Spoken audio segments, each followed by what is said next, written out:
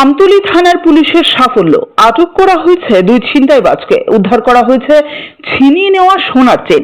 বৃহস্পতিবার দুপুরে মঞ্জু মুন্ডা নামে এক মহিলা ব্যাংকের উদ্দেশ্যে যাচ্ছিলেন। তিনি যখন শেকেরকোট দারোগাবাড়ি এলাকায় আসেন তখন দুই ছিনতাইবাজ ওই মহিলার গলা থেকে একটি সোনার চেন ছিনতাই করে নিয়ে যায় বলে অভিযোগ। তখন মহিলার চিৎকারে ছুটে আসেন আশপাশের লোকজন।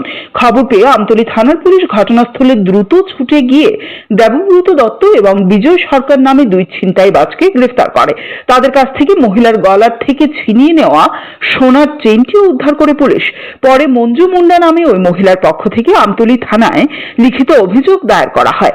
এই বিষয়ে আমতলী থানার পুলিশ ধৃত দুই ছিনতাইবাজের বিরুদ্ধে মামলা নথিভুক্ত করে। বৃহস্পতিবার এই ব্যাপারে আমতলী থানার ওসি ইন্সপেক্টর পরিতোষ দাস সাংবাদিকদের জানিয়েছেন, ধৃত দুই ছিনতাইবাজকে শুক্রবার আদালতে প্রেরণ করা হবে। আজকে আমাদের কাছে একটা খবর আসে, দারোগাবাড়ি চৌমুনিতে একটা মহিলার গলা থেকে চেইন ছিনতাই করে নিয়ে যায় দুটি ছেলে।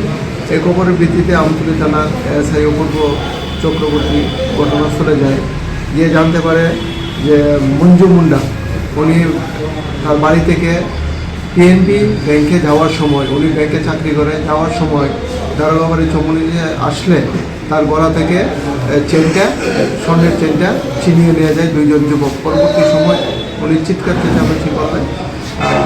ঘটনাস্থলে কিছু পাবলিকও ছিল এবং তাদেরকে আটক করতে সক্ষম হয় এবং তাদের কাছ থেকে যে স্নেচিং করে নিয়ে যাওয়া স্বর্ণের চেনটা উদ্ধার করা হয়েছে এবং এটা আমাদের কাছে একটা সুনির্দিষ্ট একটা কমপ্লেন জমা দিয়েছে। এর ভিত্তিতে আমরা একটা মামলা নথিভুক্ত করবো এবং তাদেরকে আইনগত ব্যবস্থা তাদের বিরুদ্ধে নেওয়া হবে।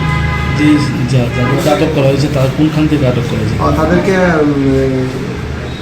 দারোগাবাড়ি চৌমুনি থেকে আটক করা হয়েছে। যাদেরকে আটক করা হয়েছে তাদের একজনের নাম হলো দেবব্রত দত্ত আর একজনের নাম বিজয় সরকার। তারা দুজনের বাড়ি কিশোরগড় পিএসের অন্তর্গত। তাদের বিরুদ্ধে আগে কোনো আপনাদের কাছে কমপ্লেন আছে, মামলা হয়েছে? না, এখন পর্যন্ত আমাদের কাছে আগে কোনো কমপ্লেন নেই। আমরা তদন্ত করছি তাদের বিরুদ্ধে কোনো কমপ্লেন আছে কিনা। আমরা বিশালগড় থানার সঙ্গে যোগাযোগ করে পরবর্তী কোনো ঘটনা যেটা।